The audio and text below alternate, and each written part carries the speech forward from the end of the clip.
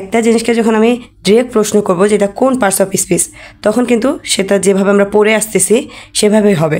কিন্তু অনেক সময় দেখা গেছে যে একটা সেন্টেন্সের যে অর্থ সেটার উপরে কিন্তু পার্টস অফ স্পিচের নাম চেঞ্জ হয়ে যায়। যেমন হয়তো আমরা সেটা পড়েছি কমন নাউন কিংবা পড়েছি অ্যাবস্ট্রাক্ট নাউন, পরে দেখতেছি সেখানে প্রপার নাউন, কিন্তু আমরা পরীক্ষার খাতায় দাগাইছি অ্যাবস্ট্রাক্ট নাউন। এই জিনিসগুলোর সমাধান কালকে ক্লাসে দেওয়া হবে। তবে আজকের ক্লাসটা হবে আগের ক্লাস যে ছিল তার আরেকটু সুন্দর গোছানো ব্যাখ্যা। চলুন ক্লাসটি শুরু করা যাক। আজকের এই ক্লাসটি করলে 49 বিসিএস কিংবা বিভিন্ন ভর্তি পরীক্ষার জন্য এই নাউন সম্পর্কে একেবারে ক্লিয়ার হয়ে যাবেন।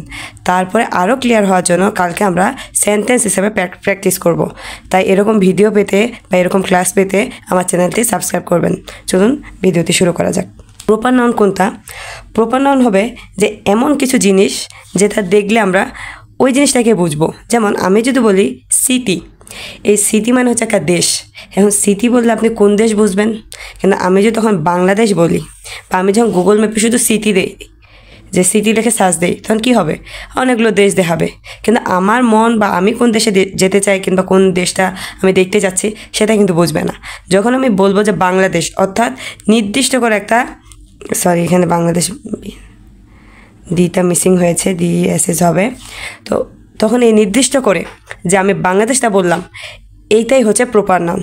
যেমন অনেকগুলো কিন্তু নদী রয়েছে, যেমন পদ্মা, মেঘনা, যমুনা, ব্রহ্মপুত্র, এরকম অনেক নদী আছে। কেউ যদি আমাকে বলে যে নদী, তাহলে আমি কি বুঝবো? যে সব সাধারণভাবে বুঝতেছি। কিন্তু যখন বলবে যে আমি এখন পদ্মা নদীর পাড়ে, তার মানে ওই পদ্মা নদী থেকে বোঝানো হবে বাকি যে নদীগুলো রয়েছে, মেঘনা, যমুনা, ব্রহ্মপুত্র, এদেরকে কিন্তু বোঝানো হবে না। তাহলে যখনই কোনো নির্দিষ্ট করে একটা ব্যক্তি, বস্তু বা স্থানের নাম বোঝানো হচ্ছে, তখনই সেটা প্রপার নাউন হয়ে যাচ্ছে। এখন কমন নাউনটা এর মাঝে আমরা আলোচনা করে ফেললাম, তারপরে আরেকবার করি। যে সাধারণ যে জিনিসটা বোঝাবে সেটাই হচ্ছে কমন নাউন। যেমন বুক, তার মানে যত বই আছে সবাইকে বোঝাচ্ছে। সোলজার, সৈনিক, যত সৈনিক রয়েছে সবাইকে বোঝাচ্ছে, নির্দিষ্ট করে কিন্তু বোঝাচ্ছে না। আবার এই কমন নাউনের যে সমষ্টি, অর্থাৎ যেমন আমরা 1, 2, 3, 4 যোগ করে করে একটা যোগফল পাই, ঠিক এরকম যে কমন নাউনটাকে যোগ করে করে যে যোগফল আসবে সেটাই হচ্ছে কালেকটিভ নাউন। যেমন অনেকগুলো বই নিয়ে আমরা কি গঠিত করতে পারি? আমরা একটা লাইব্রেরি গঠিত করতে পারি। সোলজার, অর্থাৎ এই সৈনিকগুলো নিয়ে কী গঠিত হতে পারে? একটা গঠিত হতে পারে। এখন মজার বিষয় হচ্ছে ম্যাটেরিয়াল নাউন। ম্যাটেরিয়াল নাউনের 80% জিনিসে হচ্ছে তৈরির পরে কমন নাউন হয়ে যায়।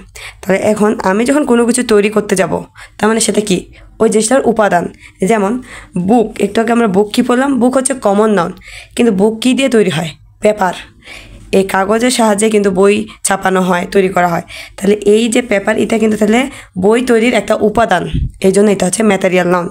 যেমন এই যে উড, উড মানে কি? কাঠ। এই কাঠ দিয়ে কী তৈরি করা হয়? চেয়ার, টেবিল, আরও অনেক কিছু। তো এই যে চেয়ার, টেবিল, এগুলো কিন্তু হচ্ছে কমন নাউন, কারণ এগুলো হচ্ছে তৈরি করার পরে, কিন্তু তৈরি করতে কী লেগেছে? কাঠ। তাহলে এটা একটা উপাদান। তাই মনে রাখবো যে ম্যাটেরিয়াল নাউনের ক্ষেত্রে উপাদান হবে, নয়তো বা গণনা করা যাবে না কিংবা পরিমাপযোগ্য হবে। যদি আমি বলি ভাত, এই ভাত যদি আমি কাউকে গণনা করতে দিই, সে কি গণনা করে শেষ করতে পারবে? পারবে না। তাহলে এই রাইস কী হবে? রাইস হবে ম্যাটেরিয়াল নাউন। তাহলে এই একক দ্বারা প্রকাশ করা গেলে কিংবা কোনো কিছু তৈরির উপাদান হলে কিংবা গণনা করা না গেলে সেটা কি হবে? সেটা হবে ম্যাটেরিয়াল নাউন। এবার আমরা আসবো অ্যাবস্ট্রাক্ট নাউন। অ্যাবস্ট্রাক্ট নাউনটা হচ্ছে সবসময় মনে রাখবো যে এই জিনিসটাকে দেখা যাবে না, ছোঁয়া যাবে না, শুধু হৃদয় অর্থাৎ মন দিয়ে যা কিছু হবে সেটাই কিন্তু হবে অ্যাবস্ট্রাক্ট নাউন। যেমন লাভ, আমি যে কাউকে ভালোবাসি, এটা আমি দেখতেও পাবো না, ছুঁতেও পারবো না, কিন্তু কী করতে পারবো? এটা আমি অনুভব করতে পারবো। এই আবার কিছু জিনিস আছে যেগুলো হচ্ছে নির্ভর করে, যেমন আমরা যে ডিপার্টমেন্টগুলোতে পড়ি, যে আর্টস, সায়েন্স, কমার্স, এগুলো যে সাবজেক্টগুলো রয়েছে, এগুলো কিন্তু অ্যাবস্ট্রাক্ট নাউন। কিন্তু আমরা শুরুতে একটা জিনিস বলছিলাম, এই জিনিসটা অবশ্যই মনে রাখবেন। শুরুতে একটা জিনিস বলছিলাম কি, যে পার্টস অফ স্পিচ সবসময় নির্ভর করে যে একটা বাক্যে যে শব্দের ভূমিকা, কী ভূমিকা পালন করছে তার উপরে।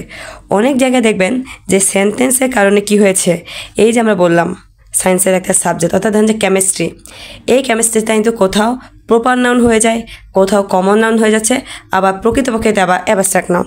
তাহলে এখন দেখা গেছে যে একটা সেন্টেন্স দিছে পরীক্ষায়, সেন্টেন্সের মধ্যে বলছে যেটা এখানে দেওয়া হচ্ছে কেমিস্ট্রি, এটা কোন নাউন? এই কেমিস্ট্রি দেখার সাথে সাথে আমরা কী করলাম? অ্যাবস্ট্রাক্ট নাউন দিয়ে দিলাম, তখনই কিন্তু আমাদের ভুল হয়। তাহলে আমরা কী করবো? আগে আমরা সেন্টেন্সটা পড়ে বুঝবো যে এখানে কি কেমিস্ট্রি নির্দিষ্ট করে কোনো বিষয়কে বোঝাইছে, নাকি সাধারণভাবে কেমিস্ট্রি কিছু বোঝাইছে, নাকি এই কেমিস্ট্রি হচ্ছে এই দুটাকে বাদ দিয়ে বোঝাচ্ছে। এই দুটাকে বাদ দিয়ে বোঝাতে সেটা রুলস অনুযায়ী অ্যাবস্ট্রাক্ট নাউন হয়ে যাবে। তো কালকে ক্লাসে থাকবে যে আমরা কিভাবে বুঝবো, সেন্টেন্সটা দেখে কিভাবে বুঝবো, সেটা কালকে ক্লাস থাকলে ক্লিয়ার হবেন। তাই চ্যানেলটি সাবস্ক্রাইব করে পাশে থাকবেন এবং সম্পূর্ণ ভিডিওটি দেখার জন্য অসংখ্য ধন্যবাদ।